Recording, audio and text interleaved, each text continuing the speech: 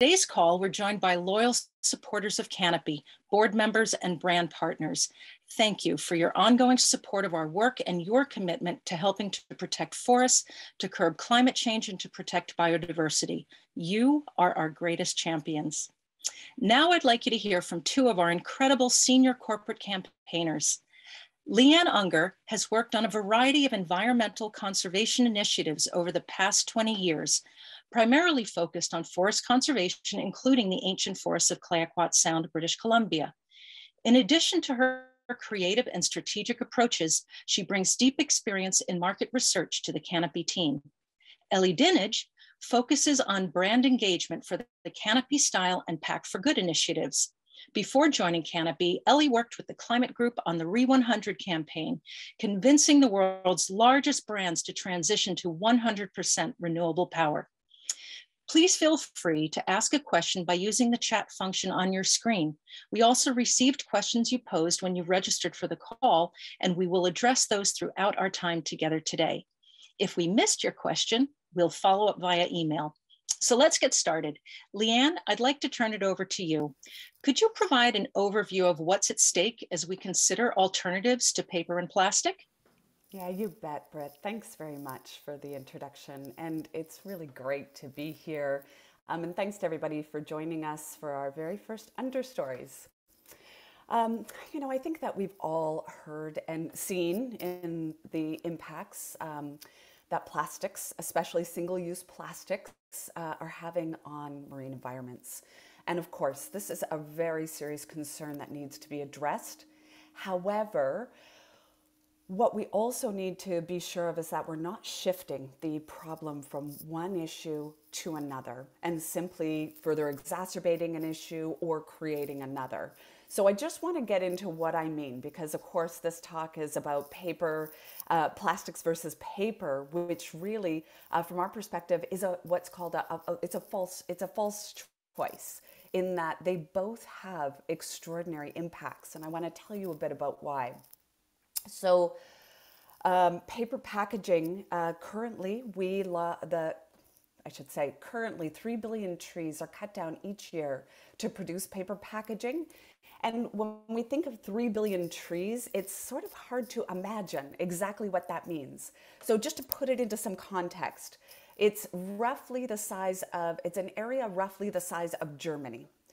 And the difficult challenge here is that this is actually projected to increase over the coming years, and at a time when we need our forests more than ever. So two significant drivers of this growth are the rapid increase in e-commerce.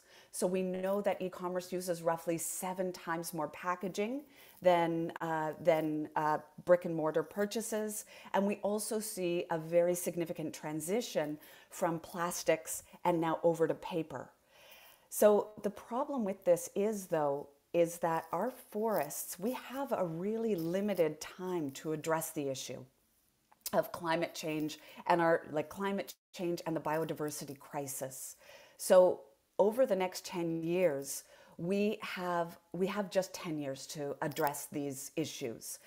So it's more important than ever that we look for real solutions, lasting solutions that are going to result in significant change. So we know that forests are roughly 30% or 1/3 of the solution to the global forest crisis.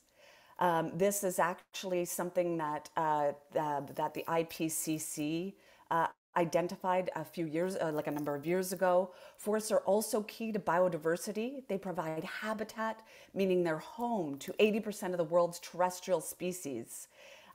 They rely on these incredibly complex ecosystems. So, so looking at this both from a climate perspective and from a biodiversity perspective, our forests are absolutely incredibly important. We also know that the degradation of intact ecosystems exposes us to new diseases. So according to the United Nations Environment Program, 75% of all emerging infectious diseases in humans are zoonotic or closely related to the health of our ecosystems. So it's our forests now, and these are just a few examples, our forests are incredibly complicated ecosystems that provide a variety of benefit. I think that we have a slide here. What I'd love to do is show you, if it's possible to pull up this slide here. Thank you.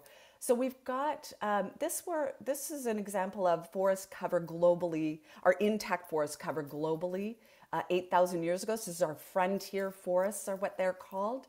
And if we can flip to the next slide here, this is where forests are at today. Apologies, I see that this isn't coming through. Pardon me.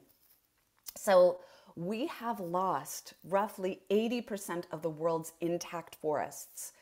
We do know that, certainly, so I want to describe, you can replant trees, of course. So trees can be cut and they can be replanted, but it's significantly different than an ancient and endangered forest, which is a far more complex ecosystem that takes thousands of years to develop. So while, I think that there's this misleading thought that forests are renewable, trees are renewable. Again, you can cut them, replant, and they grow. But forests, because they're incredibly complex ecosystems, they take thousands of years to develop back into their original state. So it really, thank you. So yeah, if it's possible to maybe go back and look at that original slide, there we go. So this is, so this is 8,000 years ago, and then we're going to jump to today. And you can see again, certainly in some of those areas that are white, there are trees within there, but not the original intact ancient forests. This is what remains of our original intact forests. So ever more important that we protect these. And therefore, it's incredibly important that when we're looking at solutions, we actually consider what the true cost of these packaging solutions is, and that we not simply go and jump from, to use sort of an expression, from the frying pan and into the fire, but we actually look at what's going to last and be meaningful. And so this is, to look at this, what we did, we saw the impact at Canopy, we saw the impact that paper packaging was having. We also saw the projected growth of paper packaging over the coming years. Just to give folks a sense, so when I talk about 3 billion trees being cut down each year, that's roughly, just to give you a visual, it's roughly the size, an area the size of Germany. So again, in thinking of this and how incredibly important our forests are, it's so important that we look for solutions. So this is where Canopy, we were certainly looking at this a number of years ago, and then in 2019, we decided to launch our Pack4Good initiative. So at that time, we launched with a wonderful group of brand partners who joined us on this journey. And since that time, I think we have another image to show you how the initiative has grown through the years here. So October 2019, so just over 2 years ago, we launched. And today, we now have more than 300 brands that have joined the Pack4Good initiative. Some of the brands that have joined us include LVMH, which is the largest luxury conglomerate in the world, Puma, H&M, Flipkart, Lush, and these are just a few of the more than 300 brands that have joined us. And all of these brands together are committing to ensure that their paper packaging supply chain isn't harming the world's ancient and endangered forests. And we're working collectively to scale up the solutions to help keep forests standing. So the power of the collective is incredibly important. We can do far more together than we can do independently, of course.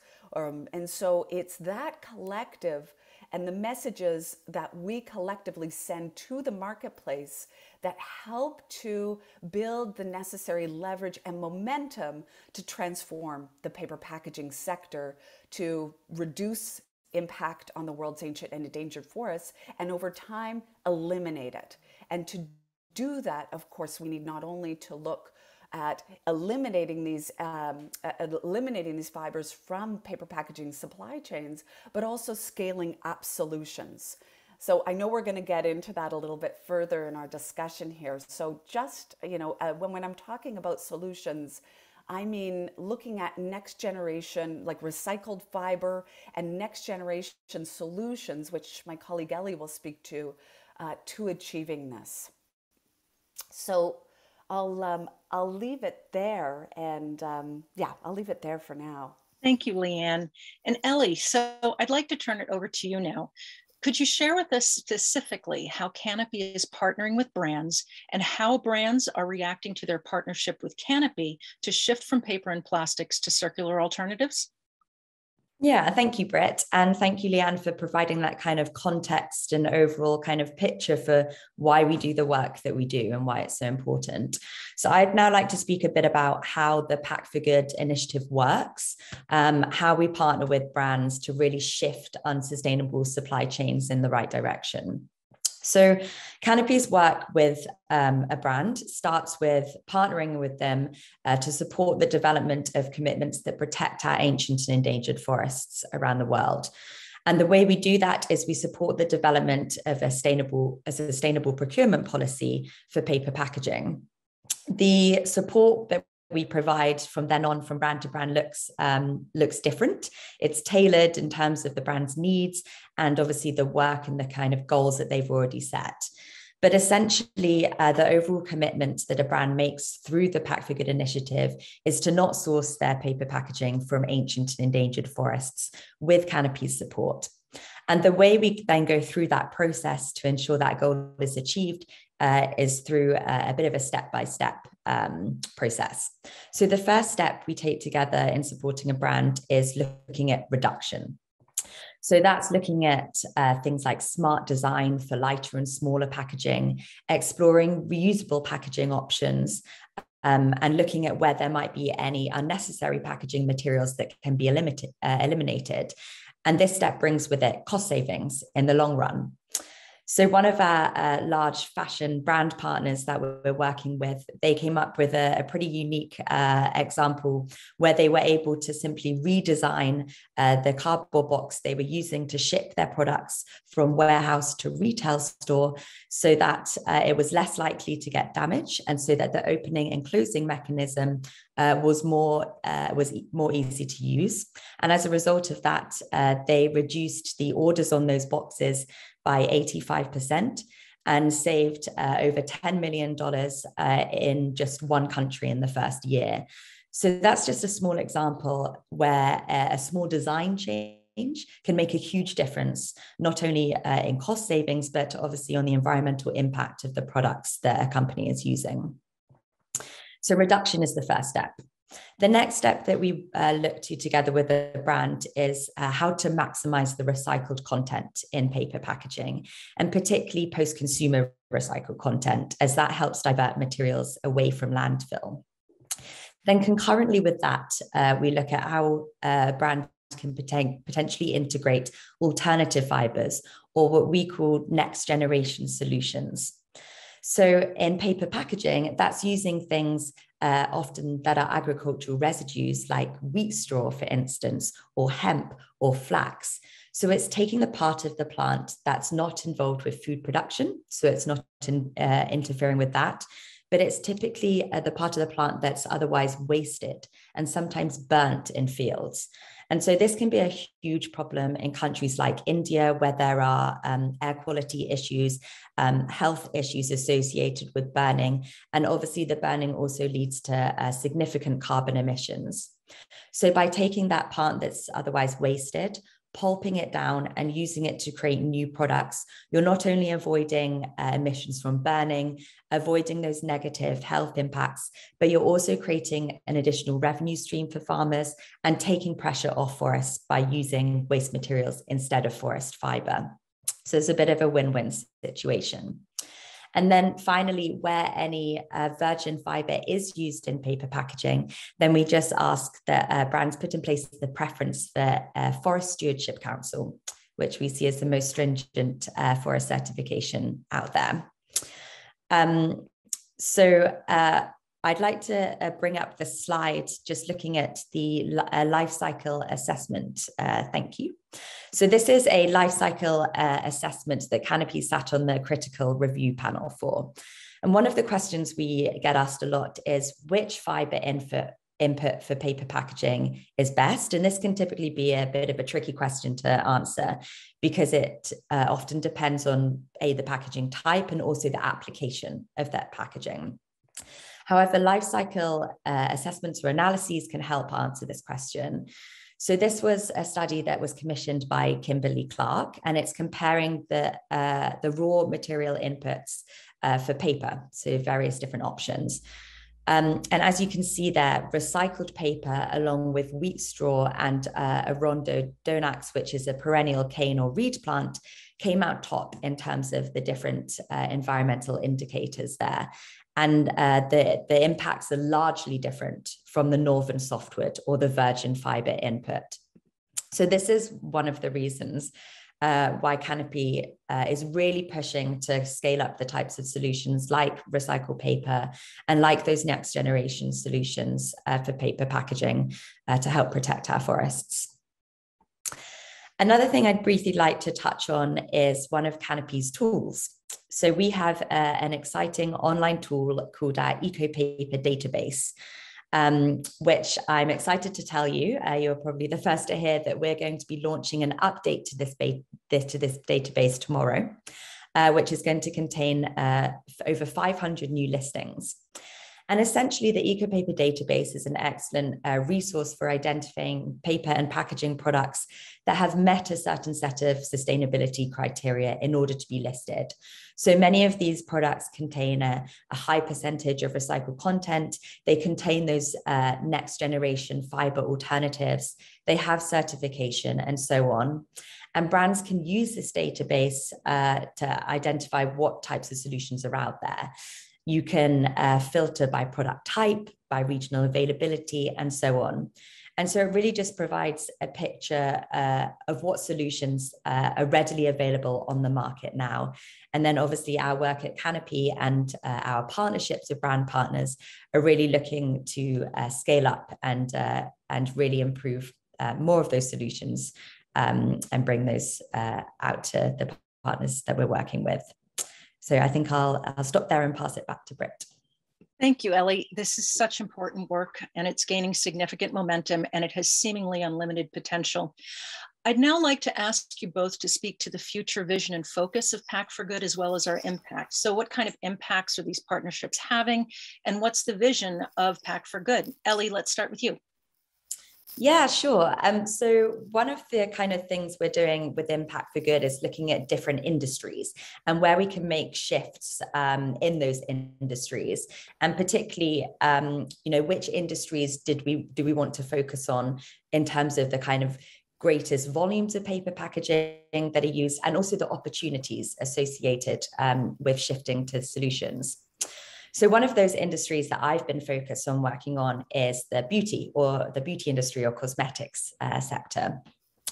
And there are many different kind of exciting things associated with working with the beauty industry, not only with the sort of opportunities to shift towards reusable packaging impacts, but also with the influence that this industry has. So Canopy was fortunate enough for the first time in 2 years to embark on travel recently at the beginning of April. So we were fortunate enough to attend the Sustainable Packaging in Cosmetics, otherwise known as SPICE, quarterly committee meeting, which took place in Paris at the beginning of last month. And so SPICE works with the cosmetics industry's biggest players to really shift any unsustainable packaging, not only in paper, but on other material uses as well. And we joined the initiative in 2021 as a member to really bring our voice on paper issues. So we were fortunate enough to meet with brands like Unilever, L'Oreal, Coty, Puig, and others to really encourage them to set strong paper packaging procurement commitments that align with Pack4Good. Beauty brands have historically focused on improving their plastic impacts. But what we're seeing is, as there is that shift that Leanne mentioned, some of the solutions that are coming out are really moving on to paper. So we're seeing a lot of paper bottles, for example, becoming a trend. And this is why it's really important for Canopy to be part of the conversation. So to make it clear that cutting down primary forests does not make tree fiber a renewable or a sustainable resource inherently. And there are really 3 levels of packaging to think about for beauty companies and other brands. So the first is primary, the primary packaging. That's what contains the product. The secondary is the box that a face cream jar, for instance, would come in. And then finally, tertiary packaging is the cardboard box that your beauty products would be delivered to you in the mail.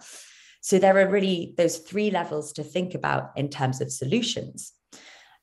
So just to say, keep your eyes peeled for beauty brand announcements in the next month, amongst other industries that the Pack4Good initiative will be working to scale up solutions for. Yeah, and I just, in thinking on that, Ellie, we really, the beauty sector is such an important one because we are seeing this significant transition from like with brands looking for solutions. And I think a lot of brands are, there's so much information out there that, it's sometimes confusing or difficult to navigate through it. And so this is one of those supports that Pack4Good can provide to our brand partners is, as, Ellie and, her and a number of our colleagues are working with this particular sector.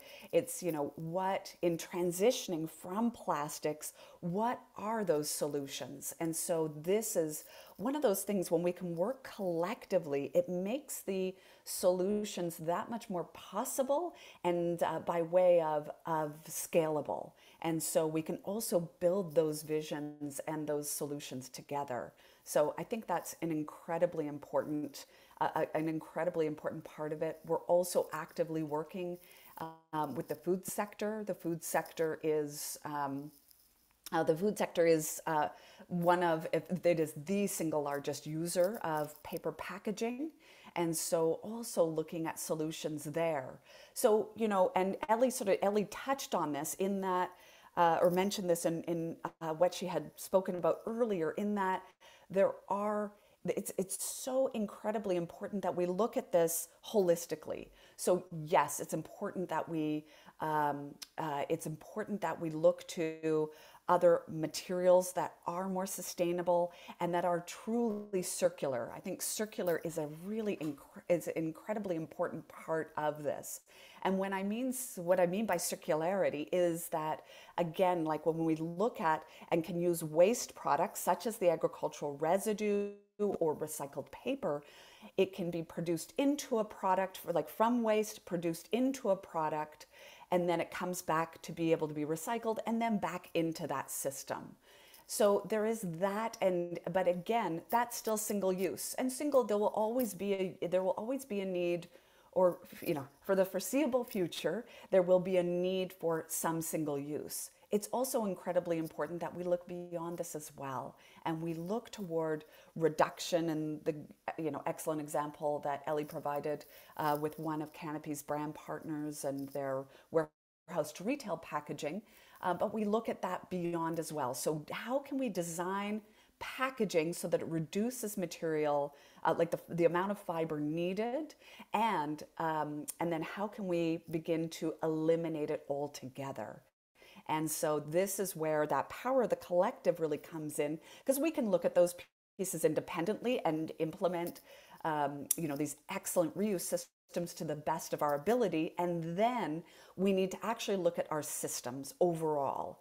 And I realize I'm getting into, it's like a huge can of worms, that one, but it is an important one for us to begin to have conversations around, so that what we can do is move toward, as we transition packaging altogether, and rethink packaging and the options, we can actually design systems that better support reuse. Without getting, there's standardization, there's materials, it's incredibly complex. However, it's also a worthy challenge, especially given where we're at ecologically and the absolute need to deal with the climate and biodiversity crises. So that's a really key piece. And I'll leave it there. And apologies, Britt. I'm sort of rethinking and trying to think of what the second part of your question was. It's okay. You've done a great job, and thanks. Thank you both. It's all very interesting and lots for folks to think about. But now I'd like to open it up to some questions that have come in through first when folks registered and submitted some questions. Then we've had a couple questions come in the chat line. So I'd like to start with a basic one, and it's a great one from Gary. Where does the statistic of 3 billion trees come from? What's the source? Yeah. Ellie, do you mind if I take this one? Great. I'd be happy to send out the details. It is, we pulled data from a variety of sources, including FAO data. It's a complex equation, but I'd be very happy to share it with anybody who's interested. We have, Britt, perhaps what I'll do in a second is just type into our chat, our Pack4Good email address for folks who want it right now. It's Pack, P-A-C-K, 4 good at canopyplanet.org. So please do let us know, and I'd be very happy to send out that reference. Thank you. So the really short answer is that there's multiple sources that we aggregate and come to that number. Yeah, and it's it's a consideration of that's exactly it, without getting into sort of the finer details of it. Awesome. So this question comes from Graham, who works for Tensei in the UK. His question: why does paper for packaging have to be made from trees? Tensei is involved in creating a step change in the paper industry to use crop residue-based pulps. Ellie, maybe you can give that one a shot.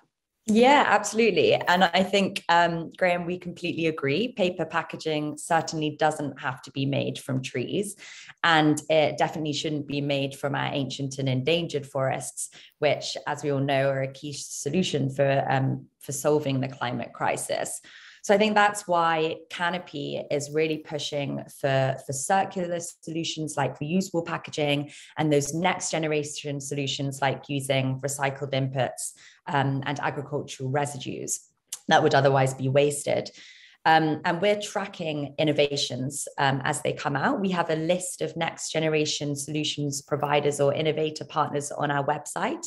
And I believe Tensei is one of them. So we'd also be happy to share that link so that all of you can kind of track the latest developments.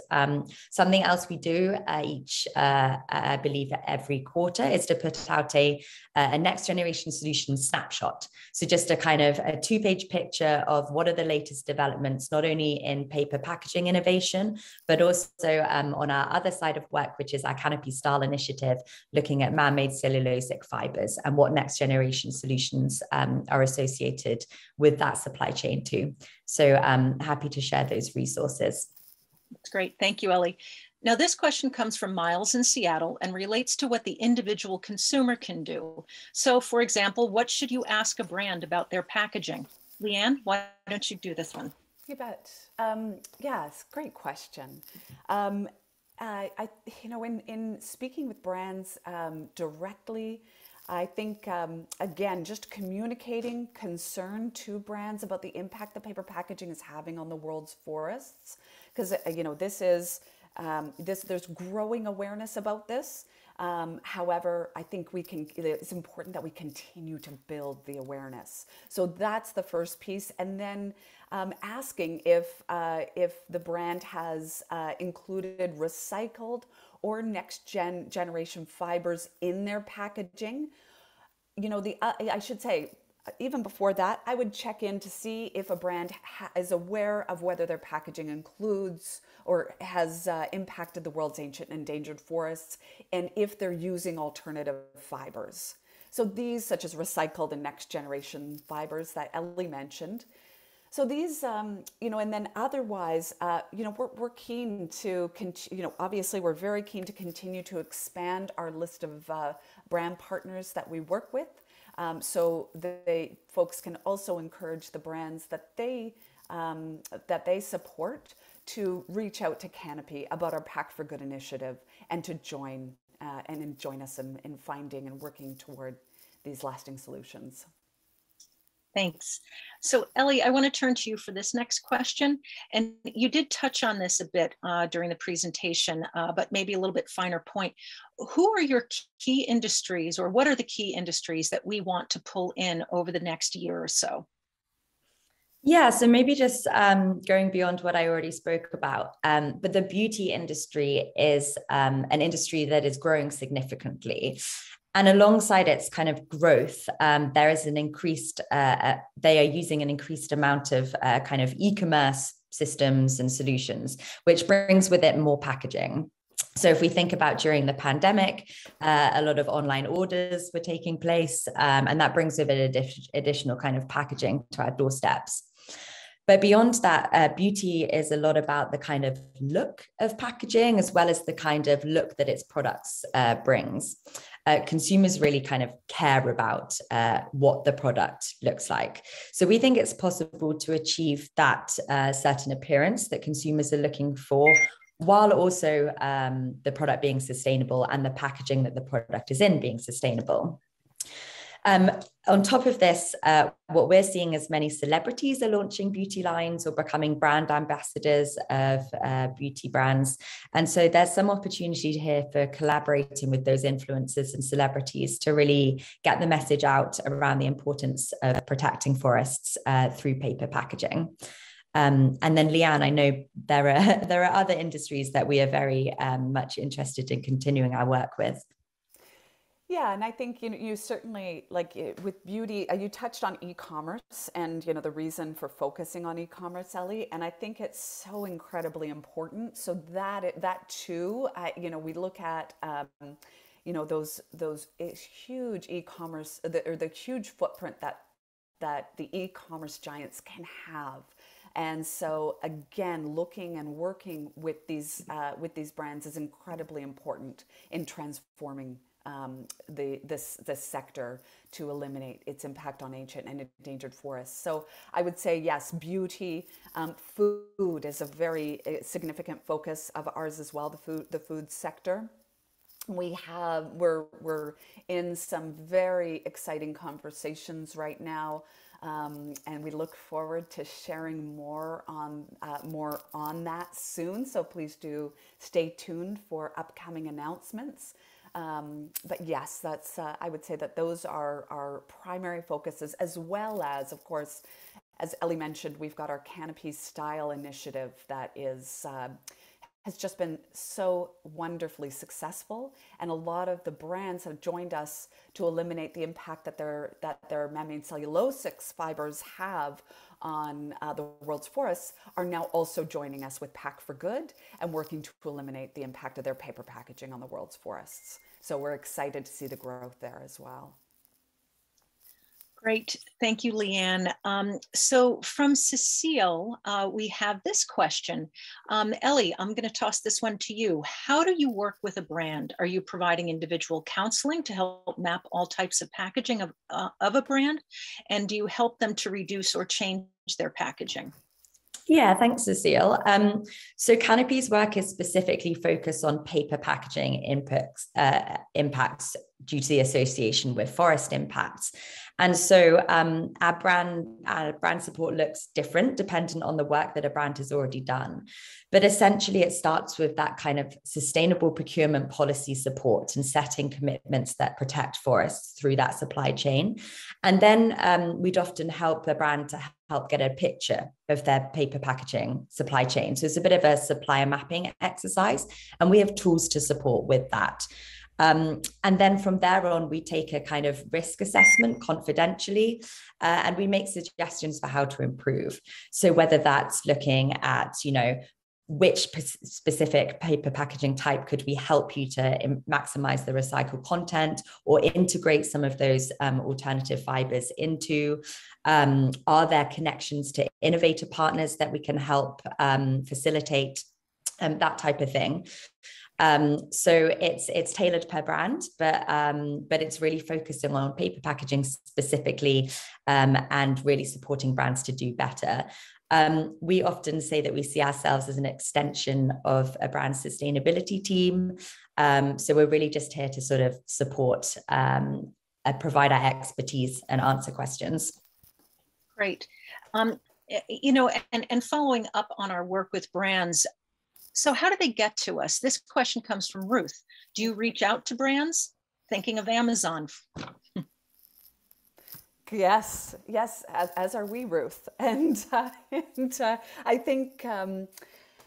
think you know, yes, we do reach out to brands, and brands reach out to us. It really goes both ways, and so I think that yeah. So there is really a bit of both. There are a lot of brands. There's a growing concern with about the impact that paper packaging is having. As we're seeing the awareness grow, more and more brands are reaching out to us. You know, in just over 2 years, to have, you know, I think we're at 317 brands at this point. So it's the momentum of the initiative has been extraordinary.